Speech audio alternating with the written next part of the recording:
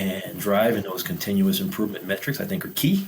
That helps you grow, helps you continue to learn, helps you pick up on things you may not have picked up on previously, and yet using those building blocks to drive success in the long run. So my core values are accountability.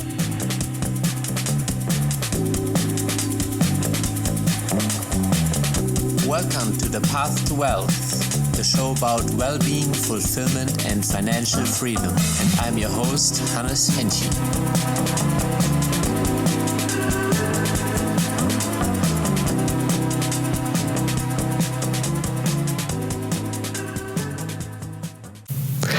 Welcome back to The Path to Wellth. Today we have the professor, Melvin Landry. And, you know, he has an ocean of experience in different industry, from running an ice cream business to real estate and, you know, teaching students how to get to the next level in life. And, you know, he's not only doing it with students, but also with his son, which I love. As you can see in the background, he has the little Monopoly artwork, which we talked about before we started recording, and I actually love it. So we will dive into that too. Welcome to the show, Melvin. Thanks for having me. I appreciate it. So, yeah, maybe you can just start off with the artwork you have in the background, the Monopoly mindset that, you know, the success railroad. Right. Well, you know, I have a 7-year-old who bears my name, and I always have been passionate around the notion of art, and to really kind of coincide with kind of keeping him inspired as well as myself. We got a really cool kind of deviation to Monopoly. So when we do our family time, we like to play Monopoly games, and kind of ran up on a collection of Monopoly art pieces that I absolutely fell in love with. So we have a large amount of Monopoly around the house.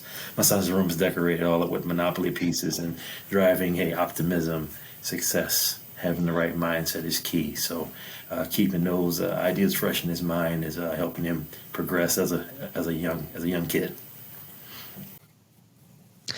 So kind of staying with that theme, how do you transfer the money mindset to a kid, you know, in a playful way where it doesn't just haunt them, you know, but it's actually something that brings them forward and something that they embrace? How do you handle that? Right. So, well, with my 7-year-old, right, he's really into school, right? Really is excited and fired up about going to school.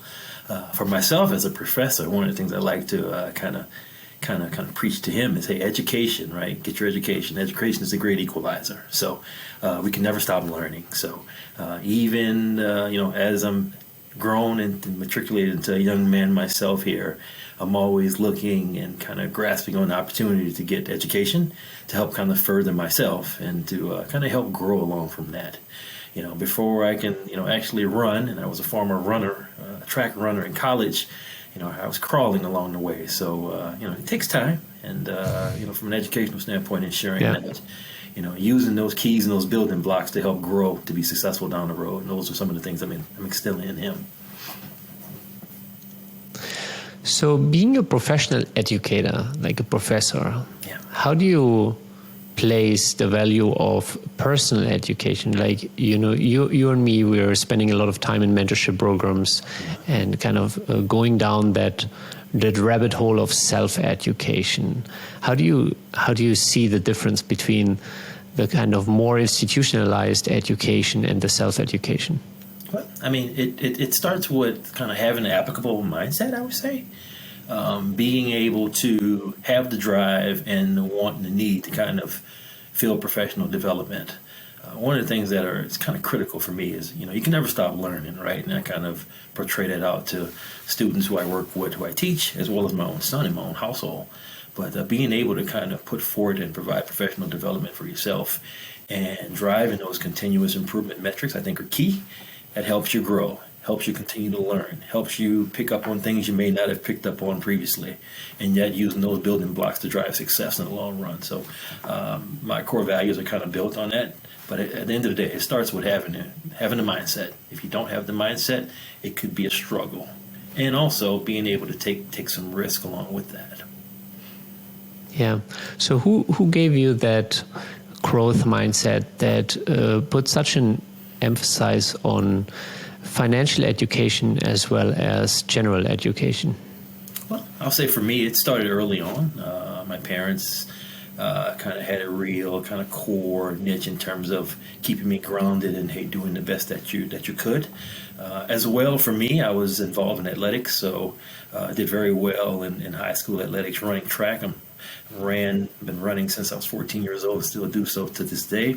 Started running track in high school and kind of found out I was pretty good at it. So got to college and started running as well and excelled and did well there. So having a championship mindset, having a success criteria mindset, and using those building blocks to realize and achieve, hey, if you put your mind to anything, you can really go places further than what you ever envisioned. And I got a chance to kind of realize that early on and continuing to doing so here even as an adult. Yeah. So what are some of the things that you currently put your mind towards? Well, of course, I kind of follow in on 5 pillars. For me, it's faith, family, fitness, finances, and freedom. So those are the 5 pillars that I've started to adapt, and trying to really just kind of keep line of sight to those respective 5 pillars. And from that respective viewpoint, I'm aiming, of course, to always continuously improve in everything that I do and try to maintain that growth and opportunistic mindset, keeping it favorable and excelling along the way. I love it. Did you define those 5 for yourself, or did you find that five F's? Well, I actually found those 5 F's through listen to continuously motivational podcasts. So one of the things I like to do when I'm kind of in my little ecosystem area here is always listening to kind of motivational speakers and motivational podcasts, and those things kind of keep me fired up. So I adopted those 5 pillars, and they're working very well right now. I think it's very core to a good life. No, if you cover those 5, I think you will have a really good life. Yeah, indeed. I mean, you think about it, right? I mean, listening to kind of individuals speak and kind of provide their respective instances and their experiences. Hey, it's educational gathering, right? So taking the opportunity and the mindset and the initiative to listen to motivational speakers and to continue to kind of build off of their insights, their experiences, and kind of correlate those to my experience in my life over the years, and helping to grow from that respective standpoint, I think is key. Yeah, and I think beyond motivation, you've also clearly shown that you've took a lot of action along the way. You had your set of setbacks that you overcame, and you're always going for the next level. Mm-hmm. So how do you deal with setbacks? Like everybody experiences them, but the difference is really in how we handle them and how fast we overcome them. So what helped you go through those setbacks that you experienced in your life? I would say for me, having an even keel demeanor, I think, is key. I try and, from my standpoint, try to minimize the stress level, right? I mean, we all have some level of stress in our day-to-day careers, whether it's work, home, or play, or just some of the daily activities that you go through on a day-in basis. And just trying to have a real calm mindset has kind of kept me at ease over the years, even when things did not seem so well. So, I've had experiences, and for me, enduring failure, I think was a big banner that I got to realize and was able to grow from, right? And it made me stronger as an individual, led me in a directional phase to kind of keep being motivated, keep knowing that success is around the corner, and keep building off of that. So again, kind of ties back to the phrase on education that I kind of stick to. It's education is the great equalizer, and being able to build off of that is key and critical for success, short run and long run. Yeah, definitely. So give us a little bit of an insight. So who was maybe a key person into developing your financial mindset? Because the path that you and me are on and our listeners are on to financial freedom, it's really a minority of society that's pursuing that, and it doesn't come natural to everybody. Who planted that seed for you? Well, for me, kind of matriculated my educational studies in economics, so understanding the nuances and the movement and the shifts along from the economic standpoint has always kind of stuck with me, and that's kind of where my passion has always been. And building up on the educational mantra, right? I've kind of matriculated that to earn multiple degrees in the area of economics and kind of build off of that. And it's just something for me that I love studying the level of economics, right? And being able to anticipate trends and really try to see from a macro and a micro standpoint in terms of how the level of economy is affecting consumers. And also I kind of even take a step back in terms of what are some professional moves I need to explore and make from an economic standpoint to help get me on the favorable side of things. Yeah, we definitely don't want to be in a dying industry. Yeah, I was actually listening to a podcast the other day where someone was wondering, why his business is slowly going down and the metrics, despite him gaining ground, but he was in an overall dying business industry, which is printed newspapers. Right. And so that was really interesting to understand. If you're in the wrong industry, it doesn't matter how good you are if it's a dying industry. I mean, maybe for some craftsmanship, if you're a shoemaker, you can become a master shoemaker and still sell $2,000 a pair of shoes that are handmade by you. But I think overall, those things are now overseas. Yeah, I mean, I've been in a situation where I've owned a business, whereas putting in countless hours and continuously trying to make the business better, but hey, the financial side of it didn't align to all the hard work that was being put in. So from that standpoint, right, there is at some point you get to a decision that you need to either continuing to try to grow or make better, even though you're seeing financially it's not where it needs to be, or you can make a decision to cut ties and move forward and take a different direction. So understanding where you're coming from firsthand, I've been in that position before. So it's never easy, but at the end of the day, right, at some point with some businesses, right, you need to just kind of cut ties and move forward in a different direction. Definitely. So what turned you on to real estate? Man, wow. Been involved in real estate since 2005. And I got into real estate by kind of tying into an educational program, believe it or not. And it springboarded like wildfires for me. So I started growing my business in 2005. Bought a couple of single-family units in Western Pennsylvania. And even though I was living in other parts of the country, economically the ROI made sense. So I continued to grow. I continued to buy, and grew my unit base to nearly 60 units, single-family homes, multifamily homes, etc., and continued to grow and put processes and protocols in place to make it a very profitable business. So again, it was through an educational program that kind of got tied into real estate. I took it, I studied it, and was able to build it and grow. So that was my initial journey that took place for me almost 20 years ago. So how did you build that out? I mean, you start with one, you end up with 60. There's a big journey, a learning curve in between. Maybe you can share some of the lessons learned in there. Well, for me, it started with building a team, right? Of course, as you have that large amount of homes, you need to implement and get a system that's in place. That it took me a while to do, but I was able to build a system in terms of having realtors, brokers, contractors of all traits and tries to ensure that operationally I was giving individuals a very exceptional experience and from a living standpoint, and ensuring that one was helping to grow the overall economy, right? In the back of my mind, those things were kind of tying into me kind of being a landlord, but kind of building relationships as well in the overall community, even though I wasn't living there at the time. So. Yeah. So how did you build that team despite being remote, and how did you, I mean, that was also a little bit before the level of tools we have today, technology. I mean, we did have Skype 15 years ago, but we didn't have Zoom, so things were quite different. How did you build a team from the distance? Well, early on, even though I was in a remote capacity, I would take the time to go visit properties, visit with tenants once a quarter.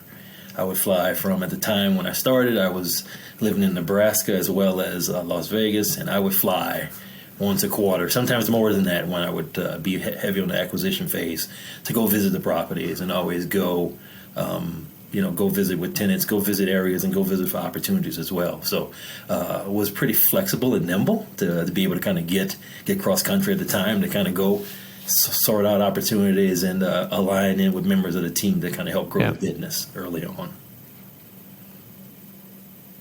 Yeah, so I mean, anybody listening to this, you can tell there is a massive amount of action in here. You flying cross country every quarter, and for every new acquisition, there's a lot of action taking in this. And I mean, I think that tells volumes about the kind of mindset it takes to get from 1 to 60 units and close that gap. Yeah, indeed. And also, one thing I would mention is, relationship building, right? So, for me, I always had the notion of going and visit with tenants, make sure, hey, they knew, hey, your landlord's out of town, but no, hey, your landlord's visible, he's alive, and kind of put a name with a face to kind of build a rapport and build a relationship with the tenant base as well. And that, over the years, fared off very well for me. So kind of gained a personal relationship with some of the tenants, understanding what are some of the things that we're going through from that standpoint, and ended up working out well at the end of the day. Yeah. I actually, while we were speaking about it, I was wondering, if how many landlords actually put not only a face to the name, but build a positive relationship with their tenants, because everybody moving into our apartments gets screened, but most landlords don't really have references. Yeah, that's funny that you mentioned that. I mean, building a rapport with some of the tenants actually made it easier for me as I acquired units to fill other units at the time. So, referrals are always a good thing, right? And having a favorable perspective among the member bases who you serve is also a good thing. I think definitely, at least a friend of mine, she was an early tenant in, I think it's like a small multifamily one, and she became friendly with the owner, and she filled all the other units with people that she knew could pay the rent, also would kind of build a community, and it worked out really well for the owner. Yeah, it's a good thing. Referrals are always a good thing, right? Specifically when they pay on time, right? So. Yeah. So how would you take those key lessons from building, an entire portfolio and a team, and maybe try to convey to your son?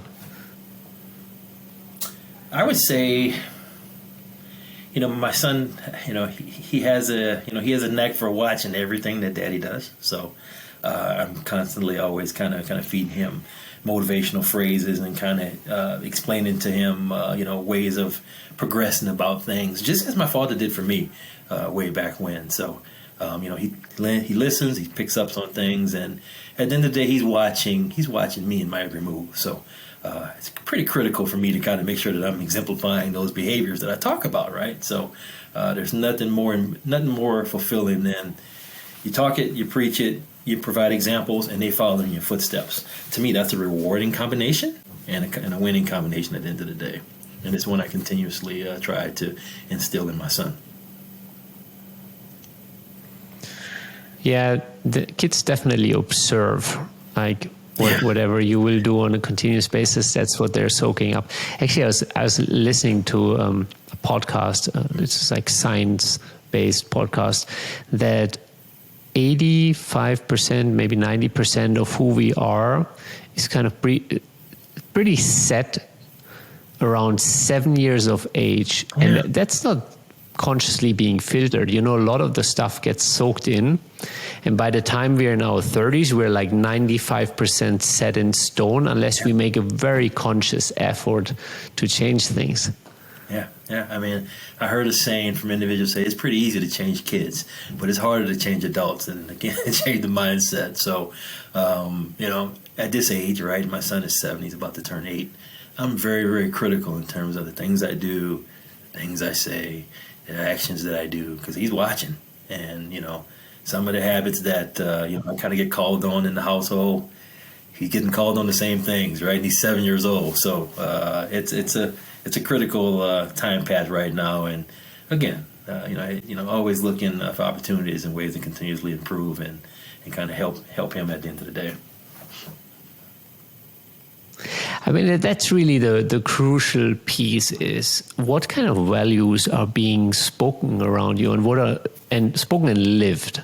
And I think there's a lot to be said for parents, that take care of that in an early age, because I mean, you will certainly teach him how to, be a successful investor, even if maybe he will only pursue it from a freedom point of view and not full time, maybe the way you and me are doing it, because maybe he has a different passion, but having that understanding and framework to set himself up for success is so crucial. Indeed.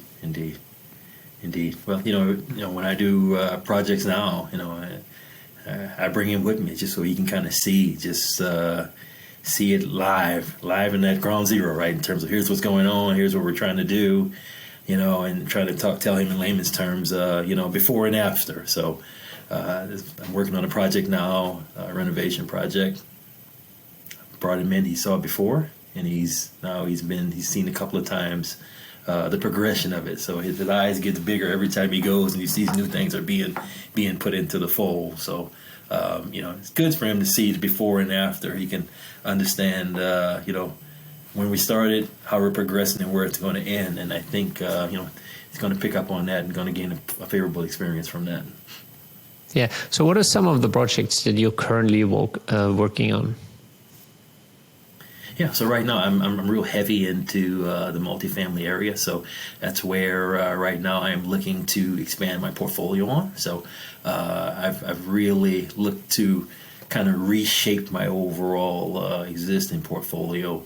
I've sold off a large array of my single family houses, and I'm doing a large amount of apartment investing right now, looking for direct opportunities as well as passively investing as well. So looking to change the game up a little bit, and taking some newfound education that I've kind of grown upon, and looking to directly change things up a little bit to garner even more success in the coming years ahead.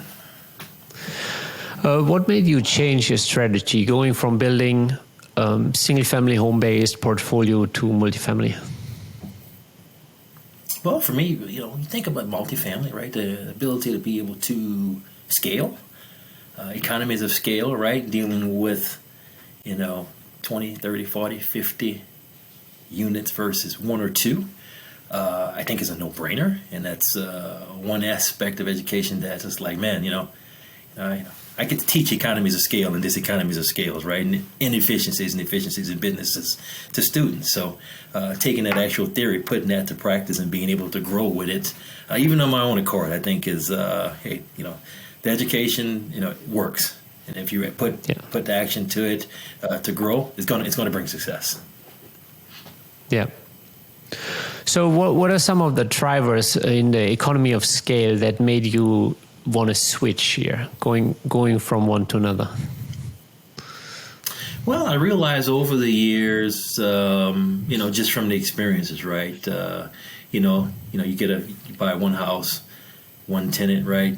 Being able to kind of garner and deal with a single family home, it's a diseconomies of scale if you look at it in the grand scheme of things. So, with multifamily and with larger multifamily establishments, being able to capture, the opportunity of dealing with more scalable units in terms of the amount of units that you're dealing with, and being able to kind of help grow the financial aspects and improving wealth from that standpoint is indeed a no-brainer, right? Where you're kind of making the overall comparison. So for me, right, and kind of doing that further evaluation, the light bulb went off for me in terms of here's the area where I really need to be concentrating and putting my focus on, which is multifamily apartments versus more the single-family standpoint.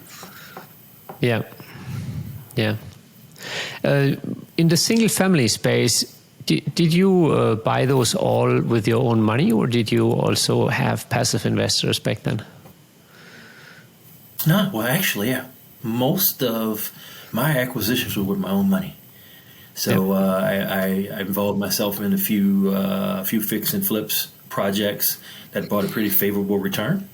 and but everything was pretty much with my own money. So I've tried to always maintain being financially diligent in terms of the decisions that I've made over the years. But I was very lucky to acquire majority of the houses that I own free and clear. Nice. So which markets are you currently eyeing on in the multifamily space, and why? Yeah, I'm looking at areas, particularly in the Midwest, that are rather close to me. So focusing on Columbus, Ohio, looking at Indianapolis area, as well as my local market, which is Pittsburgh, Pennsylvania. I've one of the things I've started to do is I'm a most recent resident of Dallas, Texas. I lived in Dallas, Texas for approximately 6 years. So really started to grow my passive investing opportunities within Texas, because I know Texas very well. I'm originally from Louisiana. Yep. So do you have any interest in investing in Texas, given kind of where it is in the market? And for years we've been seeing a major population growth over there, job growth. It's all kind of falling into the lap of Texas. Yeah. I mean, there's a lot of opportunities in Texas, believe it or not. You think no state tax, right? You think the large geographical concentration and the influx of individuals to the area. It's a favorable area to be in. I mean, it's almost kind of like its own little island, if you will, compared to the rest of the country. But definitely economically advantageous. Well, it's the size of France. It's definitely not a small island, but in U.S. standards, maybe. Or a large island, to say, yeah. Yeah. So, moving forward, what is your next step in the multifamily space?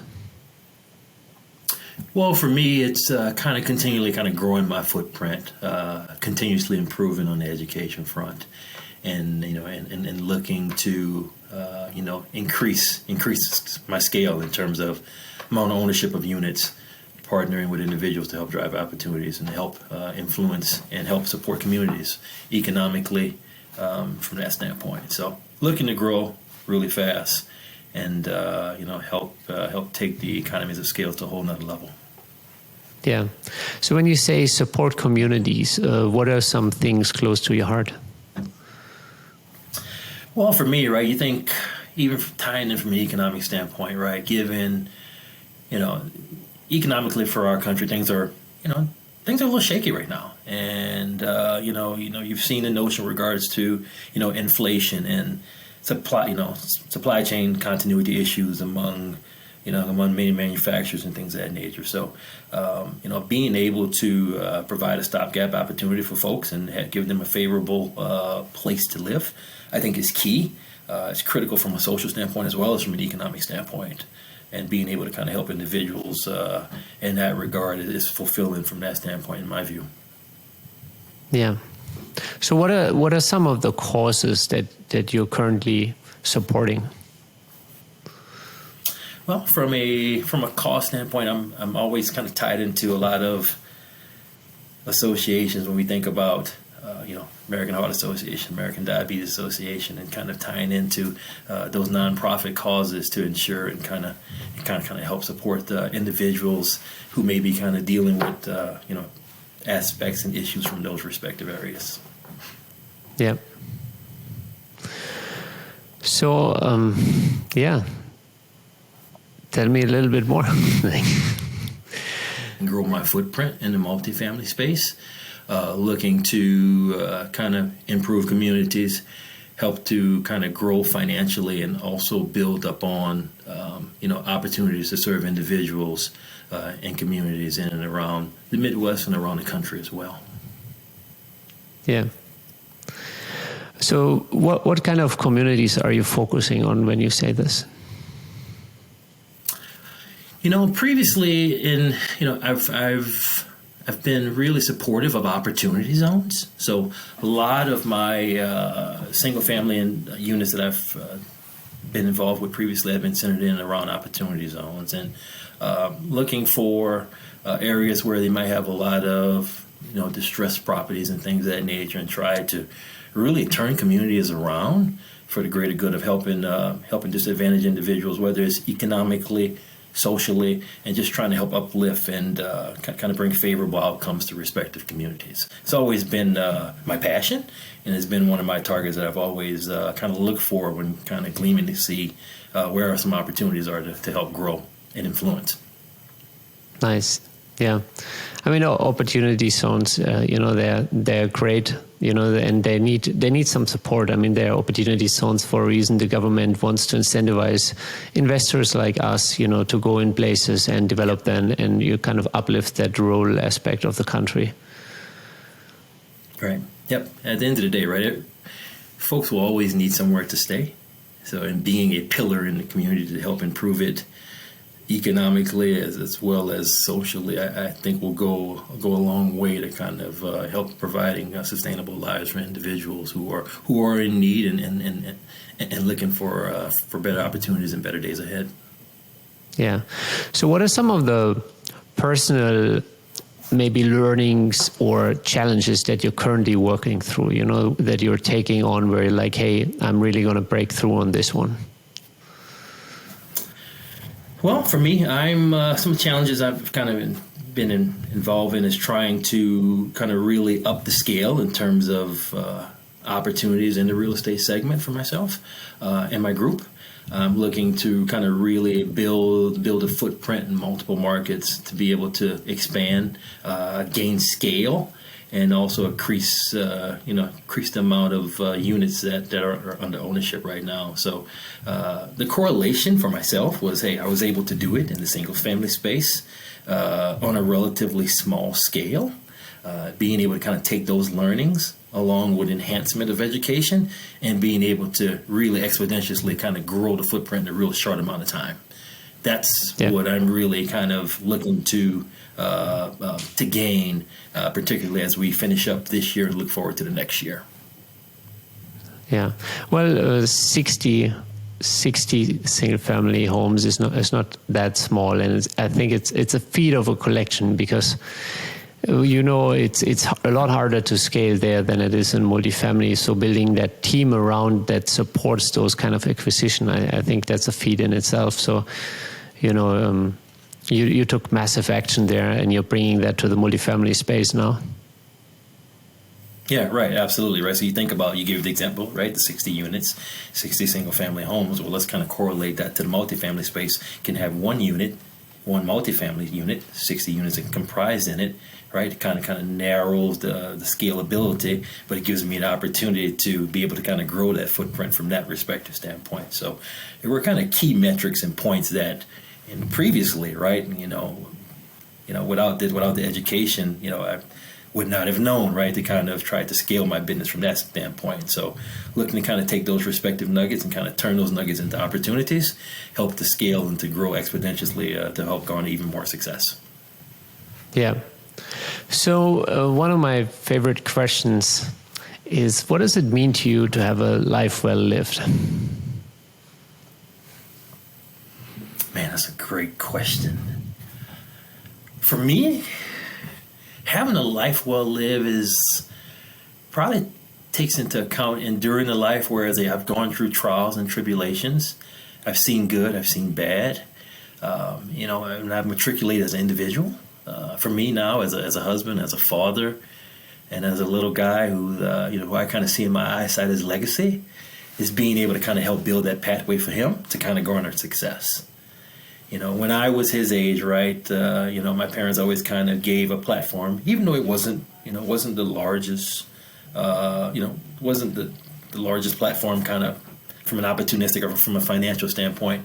But I took the nuggets of what we had and was able to kind of move and matriculate as an individual, and it helped me to kind of garner success, helped me to kind of improve and kind of get that respective mindset to kind of really see forward in terms of kind of opportunities. And that's what's rewarding for me. And again, it goes back to those 5 pillars, man. It starts with having faith and ensuring and just kind of knowing that, the supreme being above is going to kind of help you see from point A to point B and kind of garner that pathway to keep you happy and kind of be an inspiration to not only myself but to others around me. and being able to kind of help kind of spread that dynamic to help others along the way. I think that's key and critical. Yeah. That to me is what's inclusive of a good life, etc. So what does success mean to you, since you kind of touched up on that? Well, I think success is, hitting your goals, staying the course, acting upon those goals, and continuously clamoring for more, right? Education, right?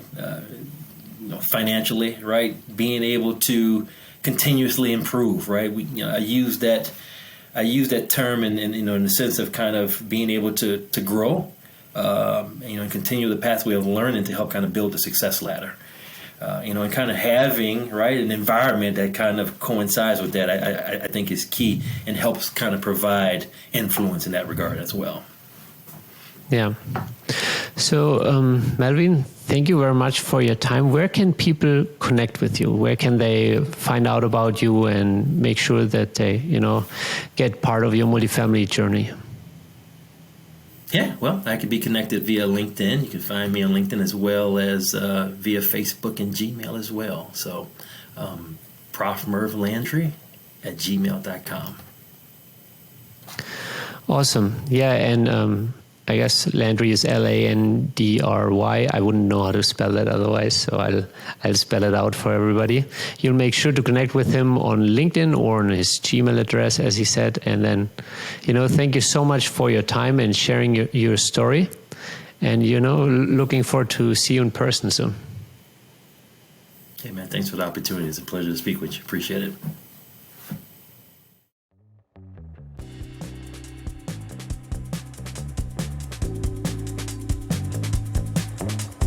Thank you for joining us at The Path to Wealth. We hope you enjoyed today's episode.